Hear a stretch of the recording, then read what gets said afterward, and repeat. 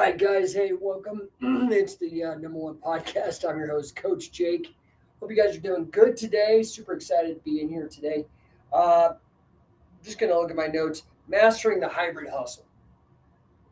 Mastering the hybrid hustle, man. Everybody right now is talking about, do you got to go back to work? Is it destroying the economy that, that people aren't going back to work and they're trying to work from home?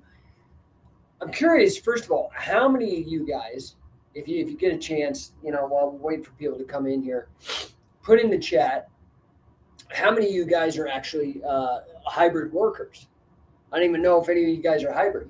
I'm not hybrid. I'm in my office right now, away from home, but it's my office. I mean, in my capacity with Grant, for example, I'm basically a 1099, so I broadcast, I serve clients here in Denver, but corporate headquarters is out in Miami. So, what does that look like for you? Do you have a hybrid hustle? And I want to talk to you because the thing is I think what happened with lockdowns, there was a convergence of everybody being forced to stay inside, and then all this technology. Now, I mean, we could all put on our conspiracy theory hats and say that it was on purpose, but I'm not 100% sure that that's the case. So I want to talk to you that this is a huge opportunity, right?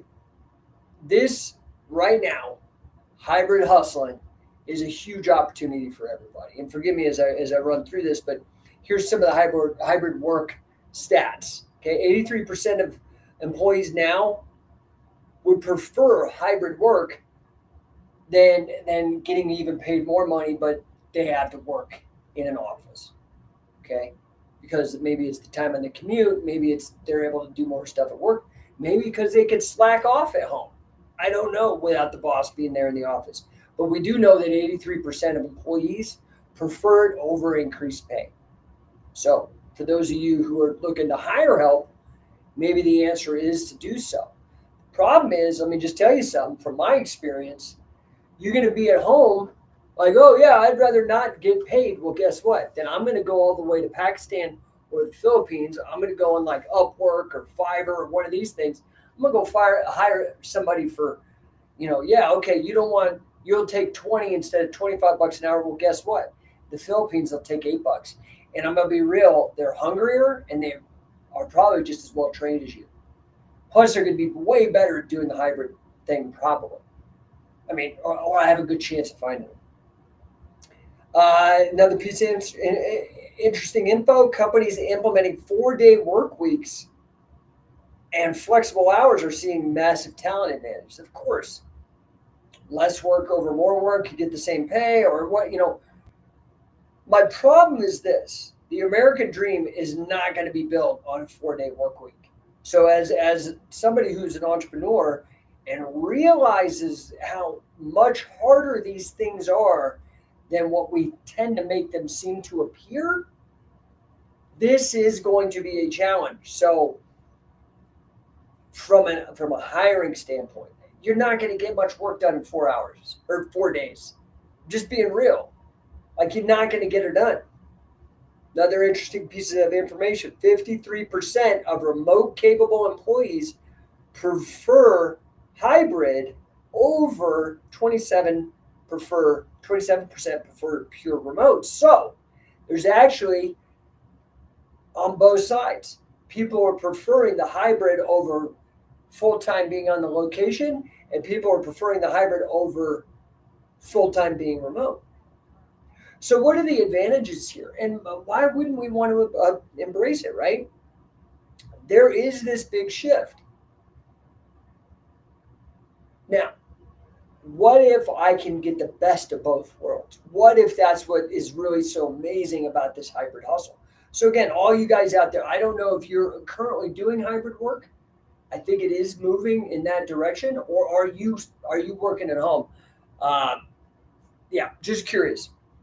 Now, I do want to talk about my job, about what I do. I got named the number one. Let me get my little award. Went to GrowthCon and Got my award for being the #1 coach. Right on. Can you see that? Performance Coach of the Year. Right. 10x business. So I love coaching. Now, obviously, I've been coaching business for a long time, and then been coaching submission wrestling, martial arts for a very long time as well. So I'm good at coaching, and I've learned to coach from literally the best. Obviously, on the business side, Grant Cardone, grappling side, Billy Robinson, Wade Chalice, Dick Cardinal, Frank Shamrock. So the coaching industry, I love it. I've found my niche. This is my jam. That's why I'm #1. Not just my brand, but actually #1, proof of concept. Because I found what I'm good at. Now, maybe not everybody's going to be a good coach. I can tell you, because there's people in my program, as much as they want to be a good coach, they're not a good coach. Just like there's going to be people in tennis, some people are going to be great, some people are going to be great. So what is it about coaching? What is it that we do? Are you a consultant? I'm different than a consultant, right? So being a consultant like KPMG or Bain or Boston Consulting Group, these are the big consulting companies out there. I'm like almost like you're hiring an expert to do the work. That's what a consultant would be like. A coach, that's like give the person a fish instead of teaching the fish. The coach is going to teach how to fish. So I come in. A coach is there to improve performance. That's why we changed our name to performance coach. It was like elite 10x business coach, but we changed it to performance coach. It's simpler. It's more straightforward.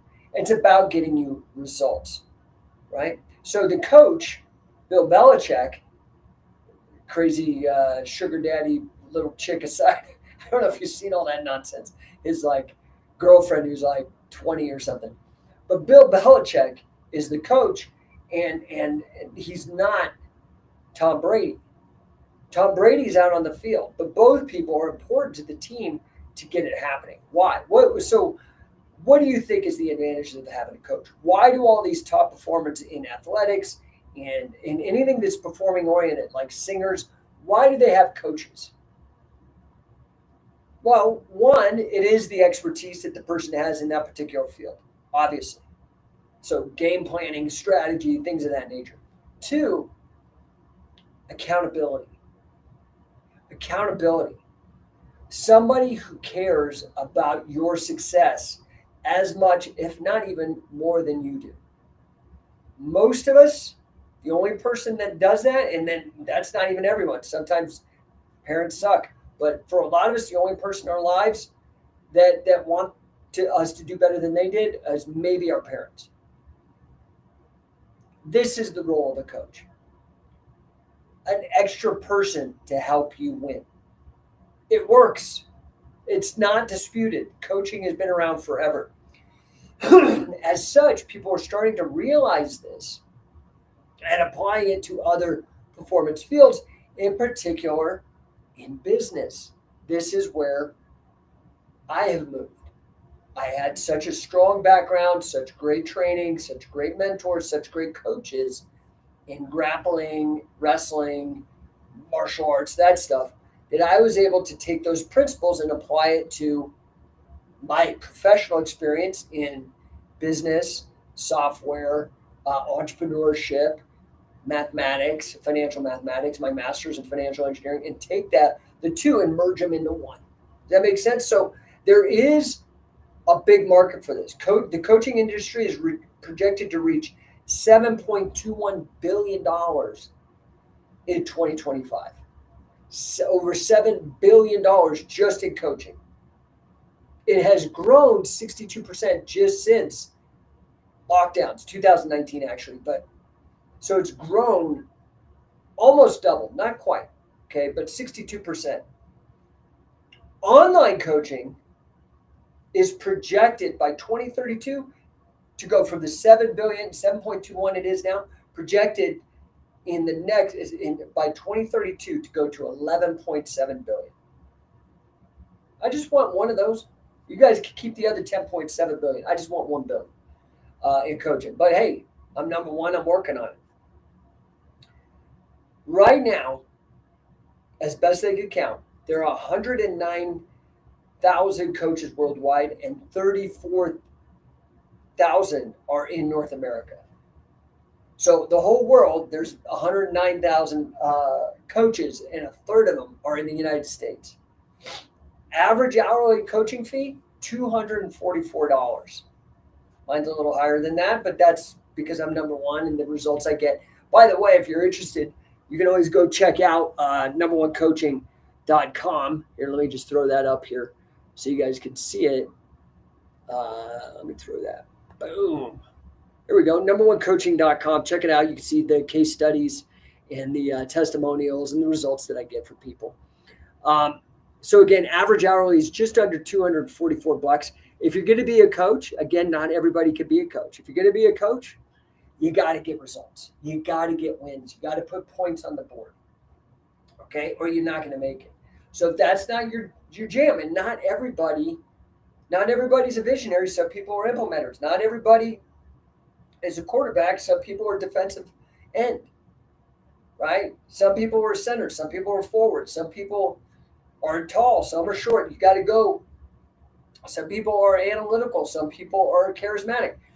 You've got to find what you're good at and lean into it and get better at it than anybody.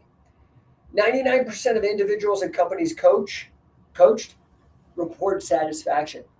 99%. Have you been coached? Have you ever been coached by anybody? In Little League,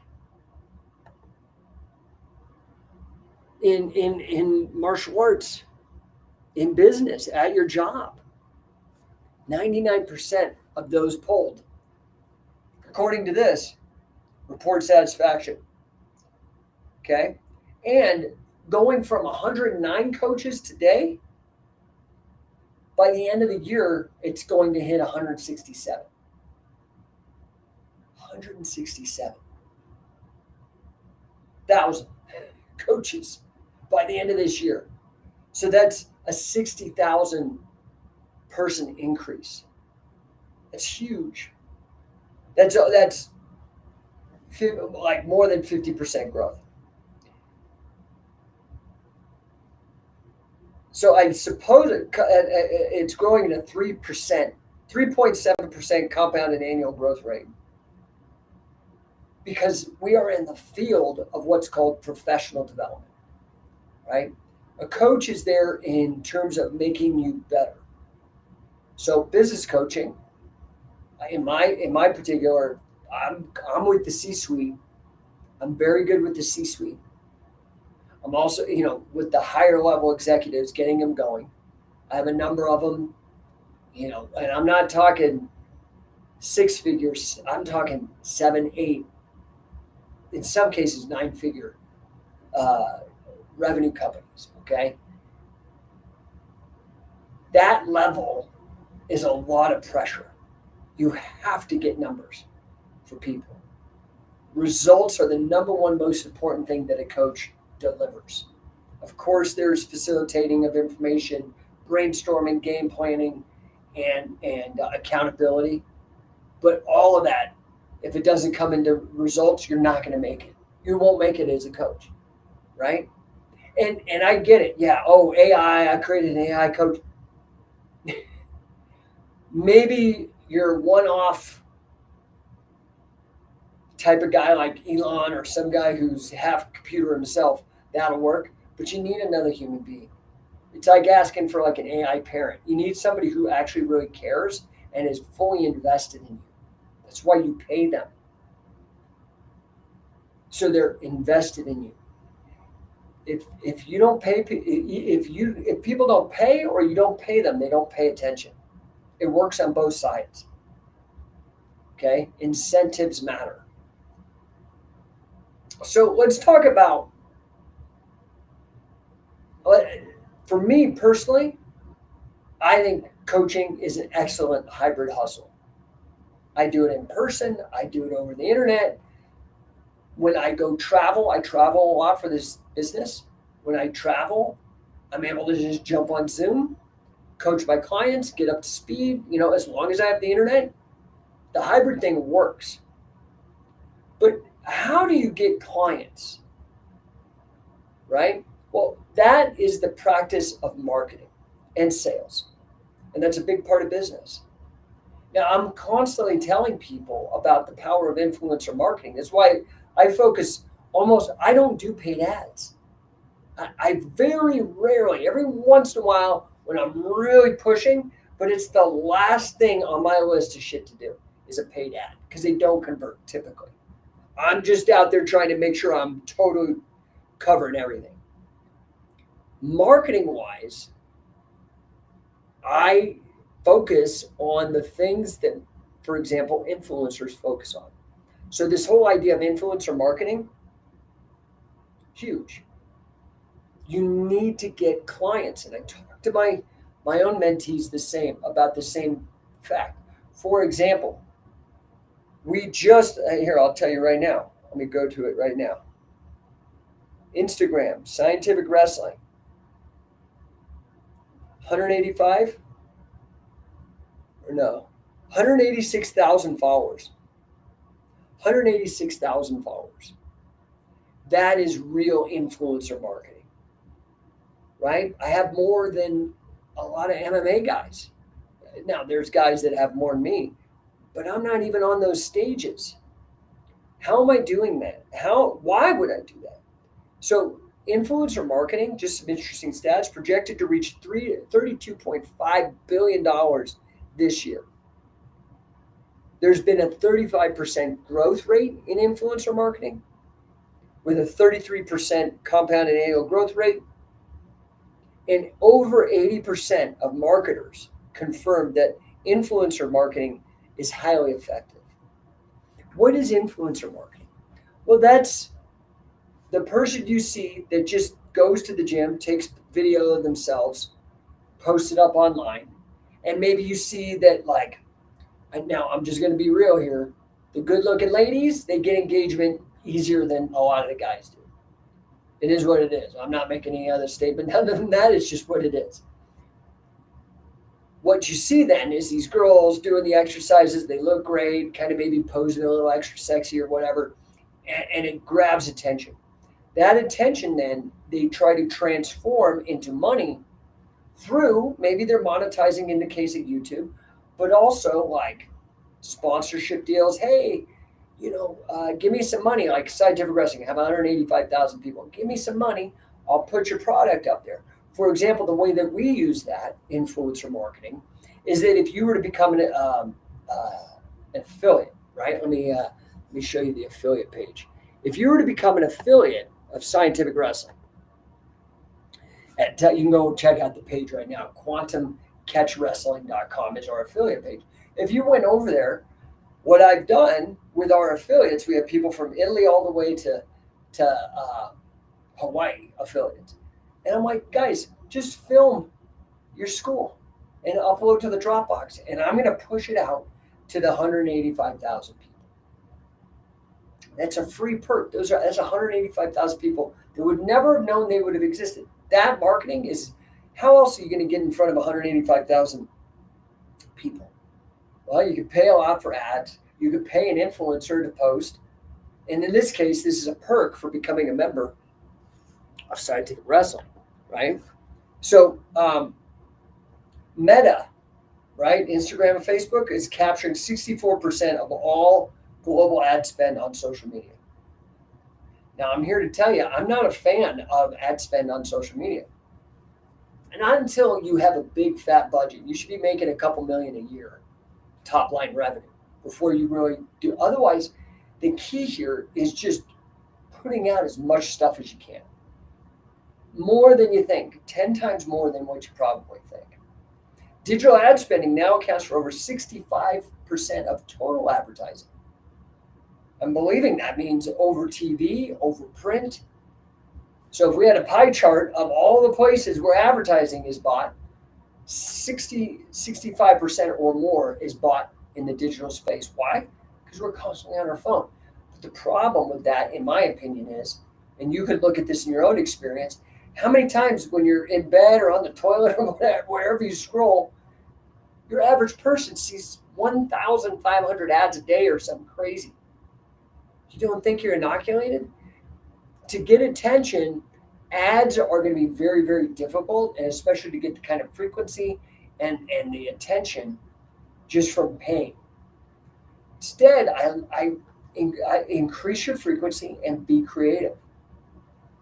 Companies spending equal amounts on social media ads and TV ads, but social media budget allocation expected to exceed 26% by 2028. Emerging trends, nano influencers account for 75%, 76% of Instagram's influencer base. A nano influencer, I'm guessing that's somebody that's maybe 10,000 to 15,000. Live streaming, see right here, I'm already ahead of the thing, is emerging as leading content strategy. 52% of marketers. I've been live streaming now for over a decade. Why? Why do live streaming? Why do people care? Why should I turn on my thing and start going, right? Because remember back in the day, some of you guys may not be old enough to remember this, but remember back like 2006 or whatever, you're 2008, you're starting to get on Facebook and you post and boom, it blows up on your phone. Hey, Johnny posted, and I could see it. Well, now when Johnny posts, it doesn't notify me. However, when I go live, boom, Jake is live, boom, and it pops up. That's huge. I'm actually getting really crazy reach by just going live. Plus, I'm actually able to engage with you in person right now. You can type in the comments. I'll answer you. In fact, I better put this up, make sure I'm not missing anybody. Oh yeah, I am missing somebody. Sorry about that, brother. Dan bought the BJJ Fanatics Nelson family. A great instructional. Thank you, sir. Appreciate that. Yeah. So, again, being number one has multiple meanings, right? One of those meanings for me is being first to market, being the number one guy, the guy to do it first. So, there's also competition, like being the number one catch wrestling authority, being the number one business coach for Grant Cardone. But there's also being first in the market, like being the first to bring the Mace belt and Mace Fitness to the West and to really do it on a production level. The first to hold catch wrestling tournaments and competitions in over 100 years. Well, in the case of what you're talking about, Dan, and I appreciate the comment. Go leave a great comment on the BJJ Fanatics page if you don't mind. I'd love that. But that was I could not believe prior to me, for the grappling market, submission wrestling, there had not been a Nelson's for submission wrestling DVD. Blew my mind. Now, obviously, a lot of the stuff I did for BJJ Fanatics and the people I've referred in to BJJ Fanatics, like my guys Sam or Jesse, I've referred a lot of people in that I thought should be up on that stage, sharing their ideas. But in this case, nobody had done anything like this for the Nelson family. It was like crazy to me.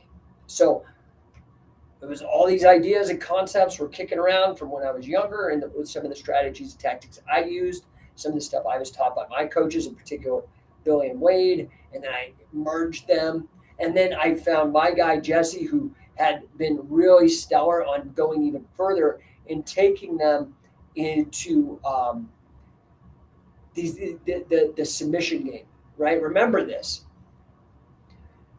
I think people in the Brazilian Jiu-Jitsu sometimes get myopic. They get short-sighted. They only see a certain amount of the picture, and that is this: the guard is a fantastic, what we call a catch wrestling with Carl Gotch, one of my mentors. Again, number one, right? Anyway, the founding father of MMA. It was because his influence that Pancras came about, that Shuto came about, that New Japan came about, that Antonio Inoki was doing these hybrid matches. Anyway, this thing is about the fact that all of the instructionals out there They're not a substitute though. I want to put that out there. You've got to actually go start messing around. I can't remember where I was going with this, but anyway, to come back to it, I appreciate the comment, Dan. Um, yeah, the Nelsons, huge, huge. Oh, control positions, as Carl would call it. So with a Nelson, a control position is a position from or a hold, for lack of a better term, from which you set up your finishes. Makes sense. Brazilian Jiu Jitsu, effectively I'd say 90%, 95% of their strategies come from the control position that they call the guard, or we would call maybe body scissor. Okay? Make sense? Well, there's many of these control positions from where you could set up submissions. We were the first to show cradles. Did a camp years back before all these other BJJ fanatics people jumped on board with Neil Melanson. I put Neil and Wade together so they could show how cradles would work, right? And anyway, since then that's born. Well, the Nelson is just another control position from which you set up submissions. In this case, you could set up the Darce, you could set up neck cranks. You could, in our case, in Catch as Catch Can, you could also set up great pins, and some of those pins are also submissions, what I call a finisher, both a submission and a pin. Now, let's go back real briefly. Live streaming is emerging as the leading content strategy, according to 52% of marketers. 63.8% of brands confirm plans to partner with influencers in 2025. That's why so many people are like, always hit me on the collab to collaborate on my 185,000 followers on Instagram. I think we have 70 some odd thousand on Facebook, just the page. I don't know what I have on YouTube right now, maybe between 15 and 20 grand, 20,000. And 47% focus on long-term influencer partnerships. So in this way, the influencer is in a way replacing what the old celebrity used to be on, say, television or print ad, right? So it used to be they would look for that the distribution was handled by the TV station or the magazine. We've got millions and millions of people who read, or millions and millions of viewers, or millions of listeners in radio, and then they would get like a doctor or an actor who plays a doctor on TV to promote cigarettes or aspirin or whatever, right? Well, now it's different. It's actually the influencer has the distribution, access to all the people, and they have authority through that, not through some title. It's subtle, right? It's very interesting.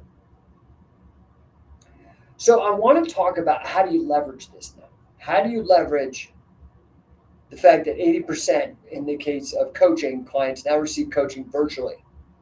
Okay, and that's, dude. In fact, 100% of my coaching is done virtually now. I prefer it. I remember back in the day, when I was seeing clients, one-on-one clients, dude, I would have to bring them in my office, but it was a pain in my butt and all kinds of problems. So now I could show up anywhere with this quality. It's amazing to me. It's truly an amazing time to be alive, right? I also find that AI has made me much more efficient. So, for example, at the end of every coaching call, I put together a game plan and a recap of everything we did. Well, I can book quickly. If I do 45-minute coaching calls and I'm charging that premium price, remember, the average was $255. I'm not average. I'm in the number one at the far end of the tail, right? So now, but I can pack in, I can see 7 or 8 clients in a day, because that short 15-minute window between clients, I can put together an insanely solid follow-up and recap with the help of AI and other automation technologies. So I think the AI is only going to help this hybrid thing. I don't think it's going anywhere, because remember, hybrid. So one of the things I've been pushing is this word hybrid in general. So for those of you who follow because of the grappling stuff, if you notice, we've been calling scientific wrestling hybrid grappling, and that's because There's stuff to be learned from folk style wrestling, which is amateur catch as catch can. We're a catch wrestling company. Amateur catch as catch can, folk style and freestyle. Professional catch as catch can, which is the submission wrestling, as well as just pure grappling, which is no gi, which is no pin catch, or no gi jiu-jitsu, whatever, it's the same thing, right? So it's hybrid. We teach all of that, all of those different methodologies. Then in addition, because of the pinning, which favors a top dominant game, we find that the catch wrestling has massive applications in training, cross training, and helping, optimizing, being the best. We know, you could see this in the statistics, that wrestlers are the best MMA athletes, right? And so what we promote is this idea of hybrid. Well, in terms of the workforce, hybrid, very simply, being at work or being at home, okay? Being in person or being online, maybe is a better way of putting it, because I'm not at home, but I'm online. Now, AI, all this, it's certainly not going away. It seems like people prefer it to pure online and pure in person. It allows a little more flexibility and freedom of time, right? So you get not only the online interaction, but you can also be in person and meet with people. So this is kind of what I try to do, and I'm trying to experiment with this with Scientific Wrestling, for example, right? Which is a coaching company, but it's specifically grappling, not business coaching. But it's weird because grappling you can't do online. I actually need to hold on to a body, and we've got to actually wrestle. But the information and the coaching, a lot of it can happen online, especially in the age now where all these instructions. For example, I had somebody coming on tell me how much they loved and what they learned from my Nelson instructional. Thank you, Dan. I could cut that up in the same way that Cardone has done with Cardone University and take the lessons, put in quizzes, all that, and then mix it with in person. So in Grant's case, he holds masterminds or business summits or growth con, these things where they're in person, but then a lot of it's digital. We're moving that way. In fact, we've just released, it's actually not quite ready for release, but you can reach out to me and we'll put you on the early list. We're moving our certification program to be hybrid. It's going to be online, and then you come to events like CatchCon. We're doing we're going to start creating like masterminds that address all the things that you need to be successful. Okay. What kind of lifestyle do you need to live? What kind of nutrition? What are the options? What is it? What do you need to do to make money in order to make a living in this business, wrestling? All of that's going to be encapsulated in this new certification. In addition to all the stuff from the Nelson DVDs, stand up, submissions, pins, all of that. So look, I will say this: wrestling is in the middle of a renaissance. Okay, it is. It's a weird time. It's definitely a lot of volatility and whatnot, but we know that women's wrestling is the number one fastest growing sport in I think it's in youth sports, right? Number one is women's wrestling. It's not football. It's not basketball. We know that's absolutely blowing up, right? The thing that's going to be a little weird for me, this is personal. I see that the NCAA is going to have women's wrestling. They need to keep it folk style. They're going to contest the women's wrestling in freestyle rules. You're going to miss all the ground wrestling. You're going to miss wrestling up, half the skills that actually translate to MMA. Folk stylers do better than freestylers in MMA. Okay, just saying. Anyway, I don't know if you guys have any questions or anything like that, but I would love to field any questions. Otherwise, I'm going to jet because I do have other clients. I've got a very, very busy day. I've still got 2 or 3 people that I've got to try to help. But remember, guys, even if you might be watching a replay, because this is live right now. It's the day before tax day, 4/14. Not quite 2 o'clock in the afternoon, but you might be watching this later. You can always reach out to me. You can go right here, number1coaching.com. Check that out. We have our case studies, the actual results that we've gotten for people. We could do it for you. Okay. Now the thing is this is a function of you. So like if you came to me and you wanted to win at tennis, you're going to have to work, right? It's coaching. You have to put in effort. That's going to be the key. But if you're willing and you're hungry and you're at that point where, dude, I'll do whatever it takes to win, we'll get you there. Okay. Appreciate all you guys. Hope you're doing well. And again, just reach out if I can be of any assistance. I try to watch the comments afterwards, but sometimes I'm so busy I can't get to them. You can always DM me. Or again, if you go to numberonecoaching.com, I'll make 15 minutes for anybody. You just got to get the schedule, the time booked. All right. Have a great day. Thanks, guys.